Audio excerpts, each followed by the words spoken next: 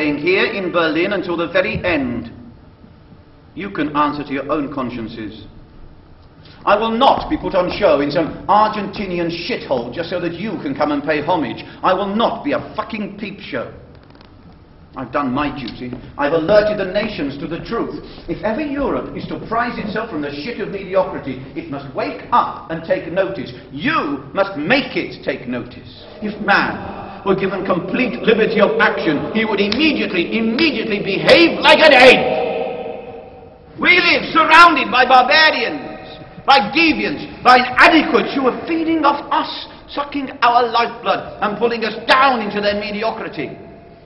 They're only allowed to exist because of the weakness of the church. Never trust the church, my friends. Never ever trust the church. The only religion is the law of nature. Survival of the fittest. I was in a dressing room one night and some makeup ladies said, you know, you actually look like the character that you're playing. I was playing an old comedian called Tony Hancock. And they said, can we just play around and see who else we can make you look like? And first of all, they made me look like Roy Orbison. And then they made me look like Adolf Hitler. And it was so, actually quite scary how close I looked like Adolf Hitler. But that sort of planted the seed about, well, if I'm going to play somebody, let's play the big baddie of all time. I wanted to do something about prejudice and about intolerance. And if you're going to do something about prejudice and intolerance, why not pick the biggest prejudiced, intolerant, racist of all time? And I wanted to use him to highlight how our prejudices can be manipulated by politicians. Yeah, but did you make up the lines yourself? Yeah. Why did you pick these lines? Well, I have an idea that anybody's lines, in the mouths of Adolf Hitler would sound terrible. And so in the play there are quotes from Tony Blair, and there's quotes from Margaret Thatcher, and there's quotes from Joseph Stalin and from Kofi Annan.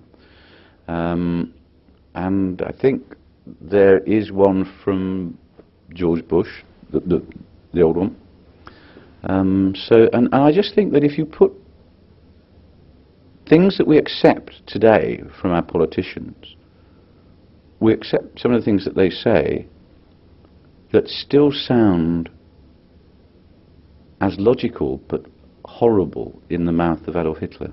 Destiny chose me, and I chose you.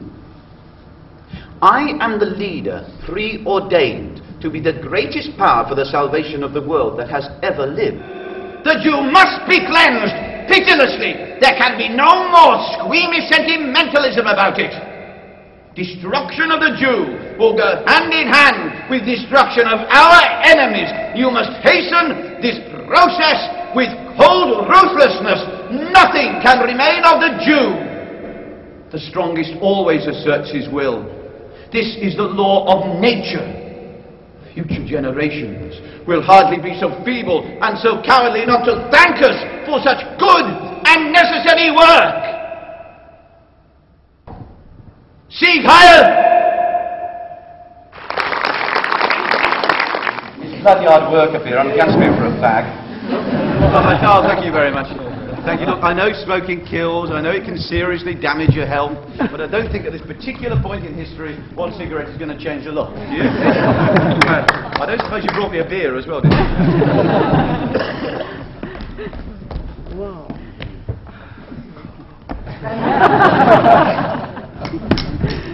Cheers. Cheers. Happy days. So tonight, here in Groningen, my last gig of the tour, I want you to help me give all of those 7 wonderful people a unique round of applause. And you haven't got to do a lot. It's really, really easy. All you've got to do to start with is take your right hand like that. It worked in Berlin.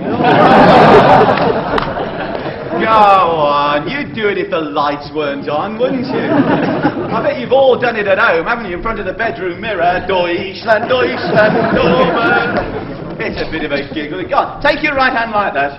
I've got all night, I can wait. The Reich lasts 1,000 years, so let's see if you can wait that long. We're in a desperate situation in the West, and unless we're willing to take desperate measures, the way of life that we've taken for granted for generation after generation isn't threatened, it's finished. I work hard. Really, I'm sure you all work hard. I'm sure we all bring up our children to show respect for their fellow human beings throughout the world. We pay lots of tax. Can you imagine how difficult it is for our children when they see in the newspapers, on the television, how much of that hard-earned tax is wasted in countries where they're too stupid even to grow food for themselves? How much of that hard-earned tax is wasted in prisons, keeping criminals comfortable? It's time that criminals paid for crime, not victims.